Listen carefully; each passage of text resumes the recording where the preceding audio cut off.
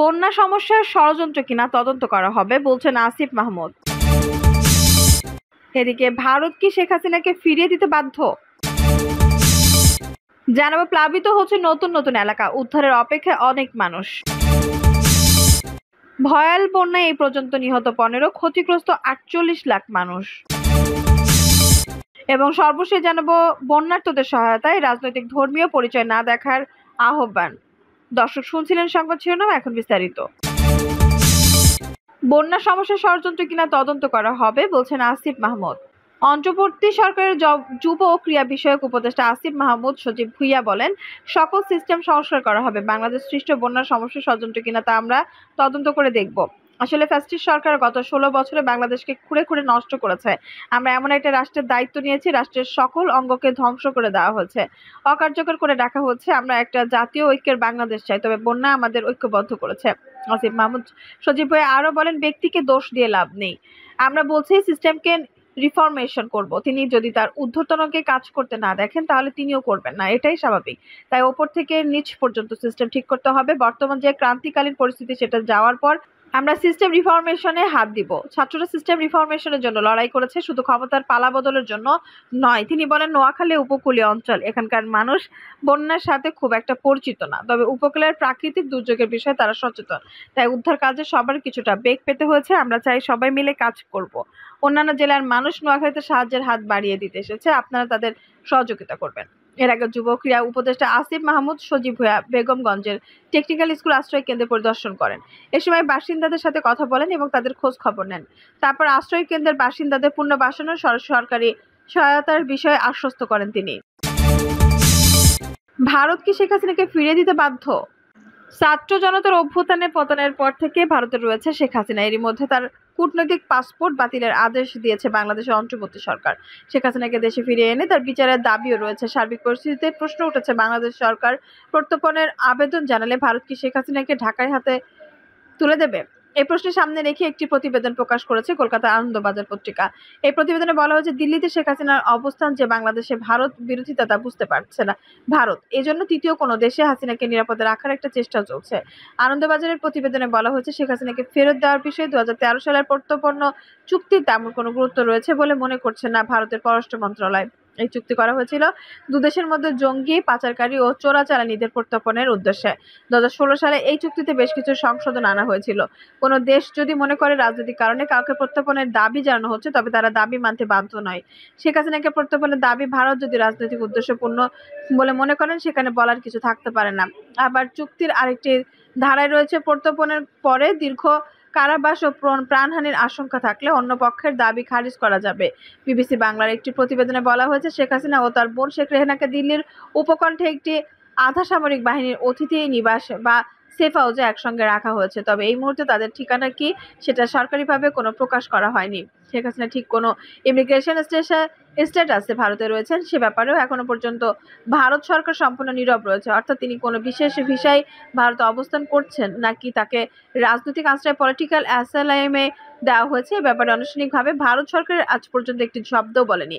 দিল্লিতে একাধিক শীর্ষস্থানীয় কর্মকর্তারা বিবিসি বাংলাকে আভাস দিয়েছেন, ভারতে শেখ হাসিনা এই মুহূর্তে অবস্থানের ভিত্তিটা হলো ভারত ও বাংলাদেশের মধ্যে স্বাক্ষরিত সংশোধিত ট্রাভেল অ্যারেঞ্জমেন্ট। তবে এসবই শেখ হাসিনার কূটনৈতিক পাসপোর্টের ভিত্তিতে বলা হচ্ছিল। এখন এই পাসপোর্ট বাতিল হলে পরিস্থিতি কোন দিকে যাবে তার নতুন প্রশ্ন। এ বিষয়ে জবাবে দিল্লির একজন শীর্ষস্থানীয় কর্মকর্তা বিবিসিকে বলেছেন, সেটা বড় কোনো সমস্যা নয়, কারণ এই ধরনের পরিস্থিতিতে আমাদের প্ল্যান বি বা প্ল্যান সি প্রস্তুত রাখতেই হবে। এখানেও নিশ্চয় সেটাই তৈরি আছে। প্লাবিত হচ্ছে নতুন নতুন এলাকা, উদ্ধারের অপেক্ষায় অনেক মানুষ। ফেনী সহ দেশের দক্ষিণ পূর্ব অঞ্চল ও উত্তর পূর্ব অঞ্চলের 12 জেলার চলমান বন্যা পরিস্থিতিতে উজানের ঢল ও বৃষ্টিপাত কম হয়, কিছু এলাকা কমতে শুরু করেছে পানি। তবে কয়েক জেলায় নতুন এলাকা প্লাবিত হয়েছে। পানির তোড়ে বিদ্যুতের খুঁটি উপড়ে পড়ায় বিদ্যুৎহীন হয়ে পড়েছে অনেক এলাকা। দুর্গত এলাকা থেকে স্বেচ্ছাসেবীরা বন্যার্তদের উদ্ধার করে আশ্রয় কেন্দ্রে নিয়ে যাচ্ছেন। এতে নিহত হয়েছেন 15 জন। এখন পর্যন্ত 12টি জেলায় ক্ষতিগ্রস্ত হয়েছেন প্রায় 50 লাখ মানুষ। এই মুহূর্তে মোট 9,46,769 পরিবার পানিবন্দী। কুমিল্লায় গোমতী নদীতে পানির উচ্চতা কিছুটা কমেছে, তবে শুক্রবার বিকেলে নতুন করে প্লাবিত হয় 50টি গ্রাম। এসব এলাকায় অন্তত 1.5 লাখ মানুষ চরম ভোগান্তিতে রয়েছে। দুর্গত এসব মানুষ সহ আদর্শ সদর চৌদ্দগ্রাম ও লাঙ্গলকোট উপজেলার 7 লাখ মানুষ বন্যায় ক্ষতিগ্রস্ত হয়েছে। নোয়াখালীতে 8 উপজেলায় পরিস্থিতি অপরিবর্তিত রয়েছে। সড়ক ও বাড়িঘর কয়েক ফুট পানিতে তলিয়ে গেছে। এসব জায়গায় 500 টনের বেশি চাল বিতরণ করেছে প্রশাসন। বন্যা পরিস্থিতি মোকাবেলা প্রসঙ্গে নোয়াখালী জেলা প্রশাসক দেওয়ান মাহবুবুর রহমান বলেন, আশ্রয় কেন্দ্রে অবস্থানরতদের ধৈর্য ধরতে আহ্বান জানাচ্ছি। প্রতিটি আশ্রয় কেন্দ্রে ত্রাণ পৌঁছানোর কাজ চলছে। আশা করছি সঠিক সমন্বয়ের মাধ্যমে প্রতিটি কেন্দ্রে আমরা ত্রাণ পৌঁছাতে পারবো। ফেনীর 6 উপজেলায় 10 লাখের বেশি মানুষ পানিবন্দী রয়েছে। এ পর্যন্ত উদ্ধার করা হয়েছে অন্তত 50,000 জনকে। বর্তমানে বিদ্যুৎ বিচ্ছিন্ন সব এলাকার সশস্ত্র বাহিনী সহ বিভিন্ন আইন শৃঙ্খলা রক্ষাকারী বাহিনী এবং স্বেচ্ছাসেবী সংগঠন ত্রাণ বিতরণ ও উদ্ধার তৎপরতা চালাচ্ছে। স্থানীয় স্বেচ্ছাসেবীরা বন্যার্তদের সহায়তা সবাইকে এগিয়ে আসার আহ্বান জানাচ্ছেন। তারা বলেছেন, অনেকেই খাবার, বিশুদ্ধ পানির তীব্র অভাবে আছে, তাদের সহায়তায় এগিয়ে আসা উচিত। বৃষ্টি না হওয়ায় চট্টগ্রামের হাটহাজারী ও ফটিকছড়ির পানি কমেছে, তবে দুর্ভোগে পড়েছে 70,000 মানুষ। খাগড়াছড়িতে পরিস্থিতি অপরিবর্তিত।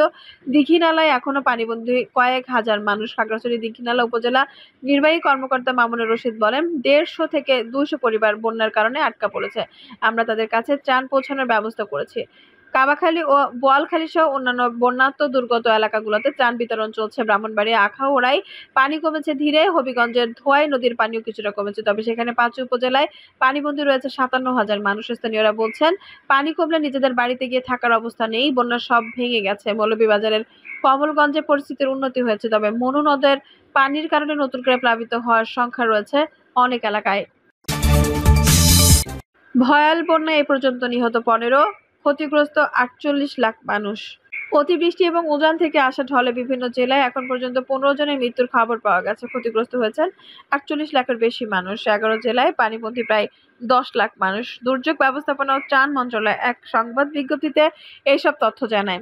বন্যায় সর্বশেষ ক্ষয়ক্ষতির তথ্য তুলে ধরে দুর্যোগ ব্যবস্থাপনা ও ত্রাণ মন্ত্রণালয় জানায়, বন্যায় এখন পর্যন্ত 15 জন মারা গেছেন, যাদের মধ্যে 13 জন পুরুষ, 2 জন নারী। কুমিল্লা 4 জন, চট্টগ্রামে 4 জন, কক্সবাজারে 3 জন, ফেনীতে 1 জন, নোয়াখালীতে 1 জন, ব্রাহ্মণবাড়িয়ায় 1 জন ও লক্ষ্মীপুরে 1 জন। দুর্যোগ মন্ত্রণালয় জানায়, 11 জেলায় ফেনী, কুমিল্লা, চট্টগ্রাম, খাগড়াছড়ি, নোয়াখালী, মৌলভীবাজার, হবিগঞ্জ, ব্রাহ্মণবাড়িয়া, সিলেট, লক্ষ্মীপুর ও কক্সবাজার মোট 9,46,769 পরিবারের পানিবন্দী হয়ে পড়েছে।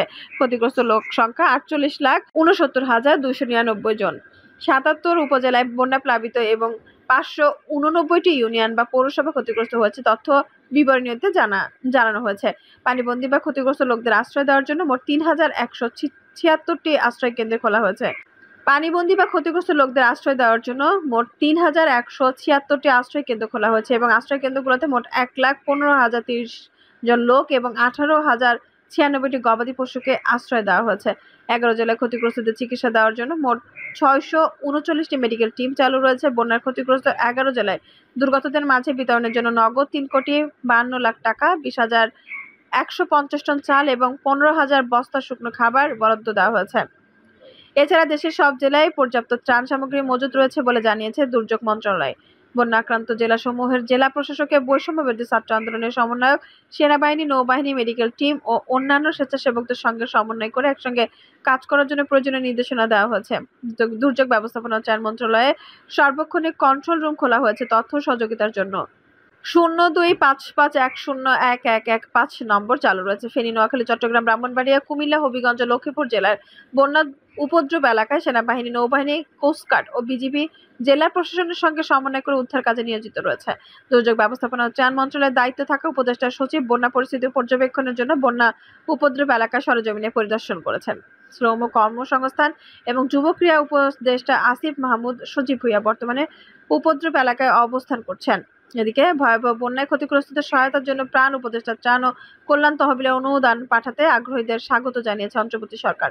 আগ্রহীদের সোনালী ব্যাংক কর্পোরেট শাখা প্রধান উপদেষ্টা কার্যালয়ের প্রধান উপদেষ্টা ত্রাণ ও কল্যাণ তহবিল নামের অ্যাকাউন্ট হিসেবে নাম্বার 010733300409 অনুদান পাঠানোর অনুরোধ জানানো রয়েছে।